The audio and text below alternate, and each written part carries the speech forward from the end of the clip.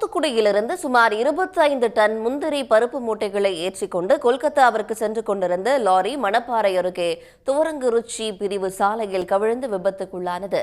கூடுதல் தகவல்களை செய்தியாளர் மருதமுத்துவிடம் கேட்டு பெறலாம். மருதமுத்து, விபத்துக்கான காரணம் தெரிய வந்திருக்கா? போக்குவரத்து நெரிசல் ஏதேனும் ஏற்பட்டிருக்கா? வணக்கம். அதாவது தூத்துக்குடியில சுமார் 25 டன் அளவிலான முந்திரி பருப்பு மூட்டைகளை ஏற்றிய லாரி ஒன்று கொல்கத்தா நோக்கி சென்று கொண்டிருந்தது. இந்த லாரியை மதுரையைச் சேர்ந்த ஆறுமுகம் என்பவர் ஓட்டிச் சென்றுள்ளார். அவருடன் சோலைவச் என்ற மாட்டு ஓட்டுநரும் சென்றுள்ளார். இந்த லாரியானது மதுரை திருச்சி தேசிய நெடுஞ்சாலை மணப்பாறை அடுத்த துவரங்குறிச்சி பிரிவு சாலை அருகே வரும்போது சாலையின் குறுக்கே இருசக்கர வாகனத்தில் கடக்க முயன்ற முதியவர் மீது மோதாமல் இருக்க லாரியை திருப்பி வருவது கட்டுப்பாட்டை இழந்த லாரியானது சாலையோர சுமார் 10 அடி பள்ளத்தில் கவிழ்ந்து விபத்துக்குள்ளானது.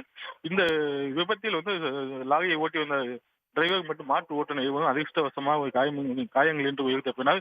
இருப்பினும் இருசக்கர வாகனத்தின் மீது லாரி மோதியதால் இருசக்கர வாகனத்தில் இருந்த முதியவர் காயமடைந்தார். உடனடியாக அப்பகுதியில் இருந்த பொதுமக்கள் அவரை மீட்டு துவரங்குறிச்சி அரசு மருத்துவமனைக்கு சிகிச்சைக்காக அனுப்பி வைத்துள்ளனர்.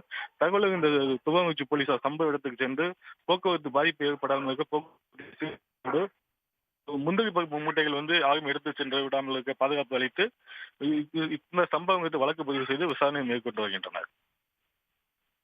விவரங்களுக்கு நன்றி மருதமுத்து.